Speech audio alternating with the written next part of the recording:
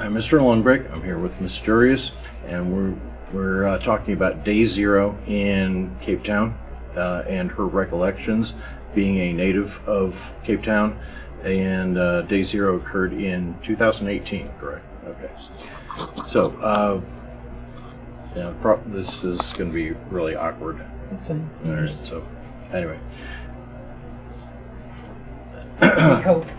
Yeah, now I lost my total train of thought here. Okay. You were just talking about Right. and you were So, asking your all right. So, can you tell us your recollections of day zero? Hello, and thank you for having me here. Yes, watching that video actually brought back very vivid memories for myself of that day zero that was approaching. We lived in Cape Town at the time, and initially we didn't really think it was so serious, but as more awareness was done on the radio stations and the television channels about this, we realized quickly that it was more serious than we thought. We could obviously see that for a few years we didn't have the normal winter rains that we usually did. Our winter rains was from about May to August, September, which was our winter season in the southern hemisphere, and it made sense that there were restrictions going to be put in place because we didn't have the rain that we usually had. We could see it in our gardens, and as the radio stations, or the people, authorities on the radio stations and television channels warned us more about that, we obviously started taking it more seriously and tried to do our part to save water. Initially just a little bit, but later on, as it became more serious and they actually gave us a countdown of how many days we still have water left, we obviously tried to put in more stricter measures for ourselves, and the whole community cooperated. So when did the authorities announce that there was going to be the day zero was going to was approaching? I'm going to try to be as correct as possible. I think they basically gave us almost a year of a deadline. Like initially, like they said, we think we might have about a year water left, depending on if it rains during winter. And as we saw that we didn't get the winter rains that were expected, they could give a more accurate date of when this actual day zero would happen. And with the approaching days, well, actually, I did wonder, had there ever been a water shortage anywhere close to day zero before? We had drier seasons, but it was never as extensive as it was that year. That's the one that actually stands out for me. We've never had to put as many measures in place as that specific year. And I did have you watch a video called Day Zero, taking a look at what the situation was like in South Africa at the time.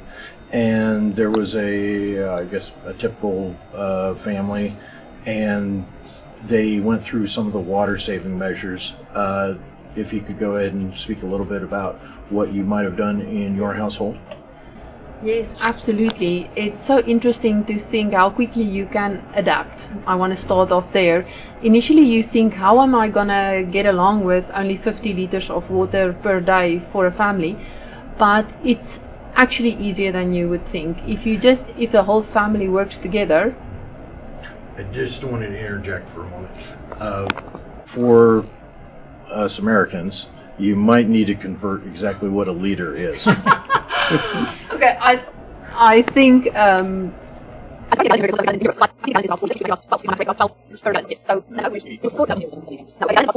so then it would be 50 divided by 4. It's about 12. Okay, about 12 gallons. 12 gallons, Okay. yes. Okay. Now we're doing math as well. Yes, so about 12 gallons a day you had, and that included cooking, washing, cleaning your house, flushing the toilets. That's all that a family had available to them. And the measures we tried to put in place was, obviously you started off by not watering your garden. No one was allowed to water their gardens. If you had a borehole, you could, but only like for 1 or 2 hours per day as well. There were specific times where people were allowed to water their gardens between 5 and 6 in the afternoon, or 7 and 8 when it's not that hot and there's not as much evaporation taking place, or early in the mornings. And then after the gardens, obviously you were not allowed to wash your car. And at that stage it actually became such a thing that the community actually got together so well that everyone was, it was the silent thing. If you saw someone with a clean car, it was frowned upon. People would actually say something to that person like, why is your car clean? Because it was a thing to have a dirty car. It showed that you did your part in saving water. You didn't wash your car or have your car washed.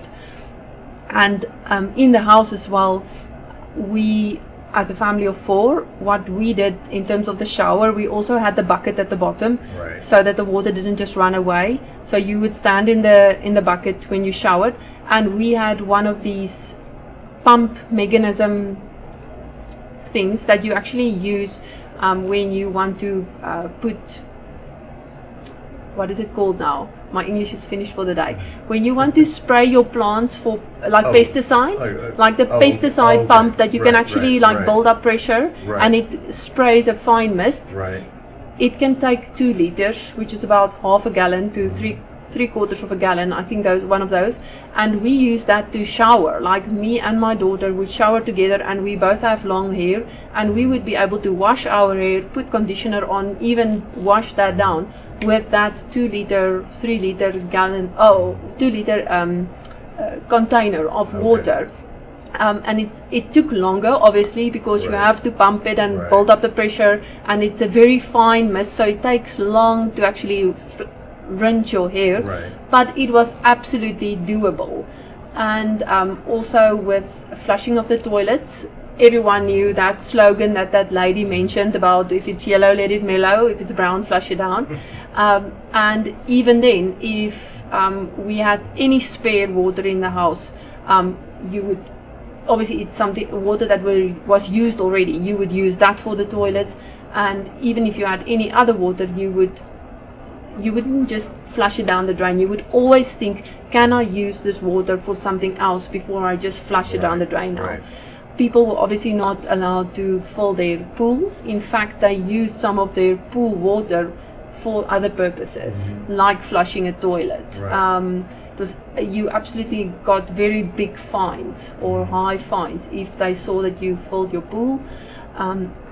And in general, water just became more expensive. They raised the cost of water. Also, I assume in an attempt to limit people from using water. And I remember it was so interesting. It was not just the adults who became more aware that they should save water, even the children. They learned so quickly to save water, and it was actually like a bit of a funny story where my one friend, one evening she prepared dinner for her family, and she was cutting open a can of tuna, and as she was draining the tuna water in the sink, her 3 or 4 year old boy said to her, "Mama, you can't waste the water, we should keep that water." So the children were conditioned so much at that stage as well that they didn't even want to throw away tuna water. Obviously you can't use that for anything. And I have another friend who watched an animation of Mr. Bean, that silly man, and in the animation he was washing his dishes, and he kept the tap open while washing his dishes.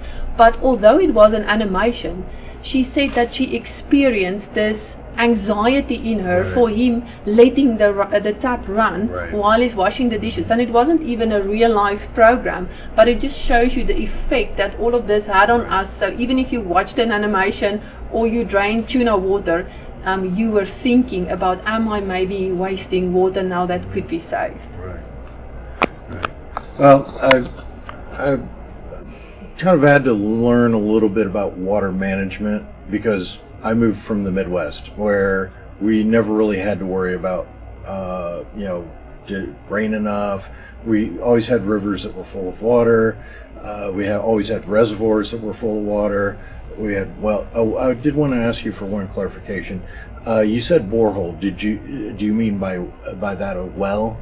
Yeah, it's like a well. Okay. It's like a well. So many homes have wells, and then you put a pump in and you can water your garden with it, and then you don't have to pay for municipal water. Right. Okay. But not everyone is fortunate enough to have one like that. At that stage, a lot of people try to install that at their houses, and then they would pay a lot of money. I think they said that it came down to, if I speak in our currency, 1,000 rand per meter that you pay to actually go down, and the rand at the moment is about 16 rands to a dollar. So that would be approximately $50-ish per meter to go down, and some of those people had to go down about 100 meters, 100 to 150 meters, and then if they didn't find water, you still had to pay that money, and you had nothing to show for it, which put a lot of people in a lot of debt. So, so basically speaking about your experiences though, how long did it take people to adapt to this water saver culture? Because I've lived down in Arizona for nearly 20 years, and a lot of people have very serious, especially people who came from areas like the Midwest or the East, where you never really had to worry about water. How long did it take people to adapt? I think because the awareness was done so well by various sources, it happened sooner than it would have if we weren't made so aware. So I would say within 2 to 3 months everyone was on board, and I actually think at the end of the day that is what saved us, that we didn't eventually get to day zero. It is the best example, and I'm having goosebumps as I say it now, the best example of a community coming together. And if I say a community, I mean a big city, like a big city of millions of people coming together and having a collective effort to do this one thing. And although it was a very bad experience as a whole, the good that came from it is that you could absolutely see that you think that your individual effort doesn't really mean anything, but if a few million people put together their efforts, it actually has impact and it makes a difference. And eventually I think that is what caused us not to reach day zero, because everyone started acting quickly, putting in a collective effort, and then we could avoid it. Now, I actually have talked to you recently, and you did say that the situation is starting to get almost as bad as it was 6 years ago. 8 years ago. Yeah.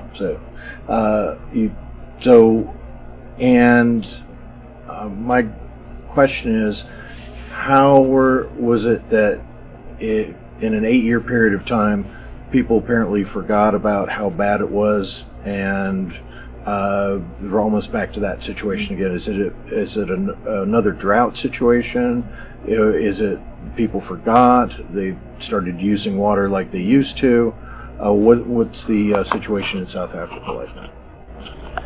At the moment, they are having a drier season again. The rains last winter, May to August, September, wasn't that good again. It's definitely not where it was in 2018, but there are droughts and there are water restrictions in place. And I think what happened in 2018 was a very good learning opportunity, and the authorities are going to act quicker when they see something like that is approaching again, because people do tend to fall back in their old habits. I won't say as bad as it was before. Right. All of us have a much bigger awareness that we should save water. It kind of becomes part of you. It's definitely not as strict as it was in 2018, but you do think about your water use differently. I think I am forever changed. My brain is definitely forever changed, and I don't think I'm just speaking for myself, but authorities are definitely putting measures in place sooner now. to prevent that, because I think everyone got a fright and see, well, this is actually it can become real, like this is a real thing that can happen, so we have to do something before we get there again.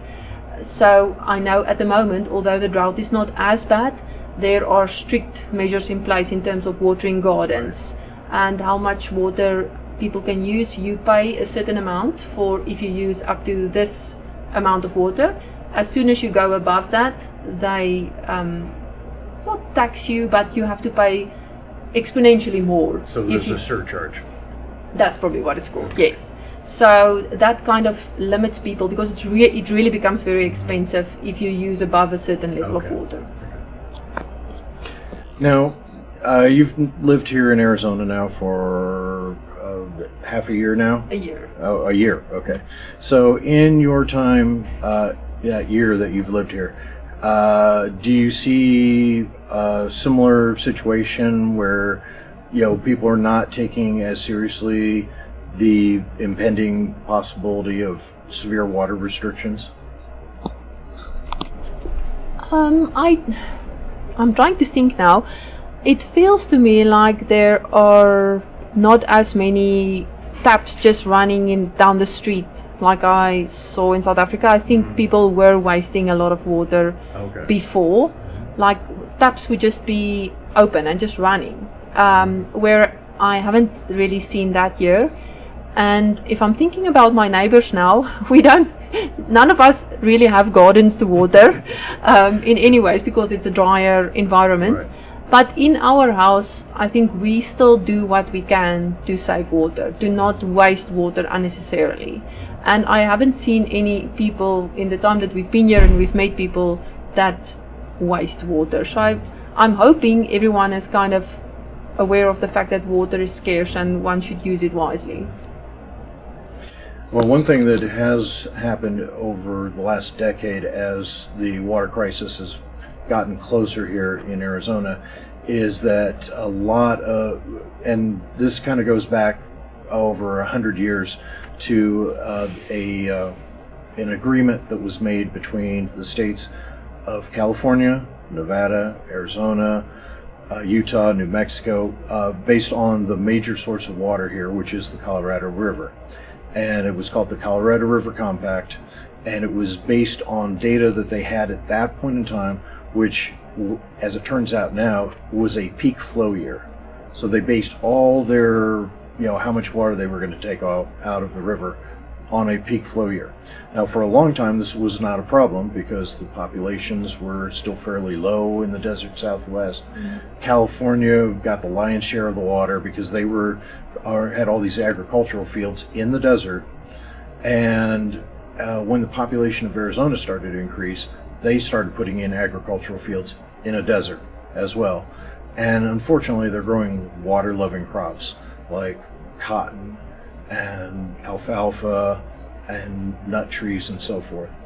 Now, do you have, if I remember correctly from the research that I've done, in Cape Town area, you only have is that a wine or grape growing region? Yes, it's like the vineyard area of South Africa. Okay. So there's a lot of vineyards all over the Western Cape, and also a lot of fruit farms, peaches, plums, citrus, apples. It's definitely a big agriculture province. We don't call it states, we call it provinces. Right. Yes. So did any of those farms tend to fail after the water restrictions were put in place? I didn't really know a lot of farmers back then, but if I do remember correctly, they did suffer. They definitely didn't have the harvests that they used to have in other years, so it definitely affected them, and obviously then food prices as well. Okay. So it was a large agricultural region, and they probably did suffer from the water shortages. So one thing that has happened recently here, especially in Arizona, because the way the states agreed in this compact, Arizona was known as a junior partner, which meant they had less water rights. So as restrictions have been put in place, Arizona has actually had more of their water reduced, which means a lot of farms that are in the Central Valley area that are basically all, the Colorado River water is their source of water, have actually had to go ahead and let their fields go fallow. In other words, they can't grow any crops. Were there any farms that, a similar situation where they had to basically just shut down operations? I'm careful to answer this question. I am not aware of someone personally that it happened to, but I wouldn't be surprised if it in fact did happen. But I can't answer that with accuracy, unfortunately.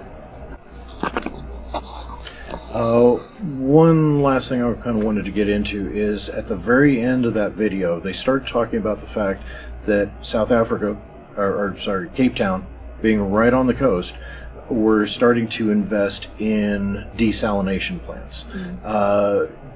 Do you have knowledge about whether they followed through on that? Because it looked like they were starting construction, but I don't know how far they got on that.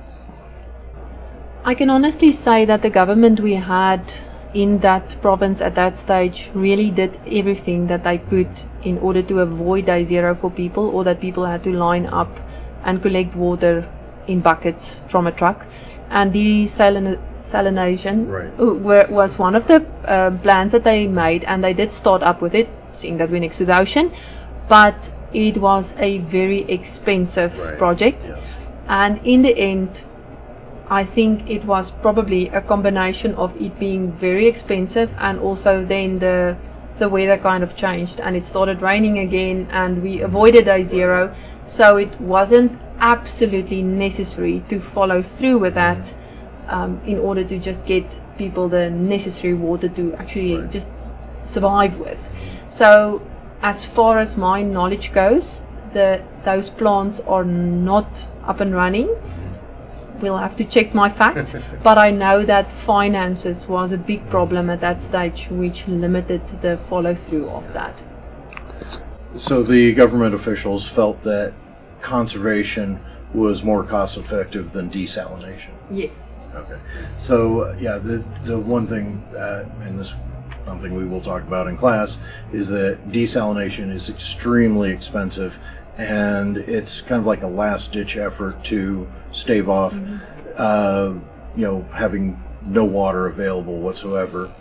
And plus there are all the other issues with desalination where it creates a very salty brine that you can't just dump it back into the ocean, because then it creates dead zones in the ocean. You put it on land and it basically kills everything there, because salt is not good for life. While it's a necessary electrolyte, too much is definitely bad. So, but I do want to thank you very much for joining me and giving us some of your insight into dealing with a major water crisis. Absolutely, it's a privilege, and we are still doing whatever we can. And I think that the last thing I want to say is that no one should ever think that their individual effort is too little to make a difference. I was part of a big city where I could see with my own eyes where everyone's collective effort made a huge difference, and we could avoid a big disaster. All right. Thank you again very much. You're welcome.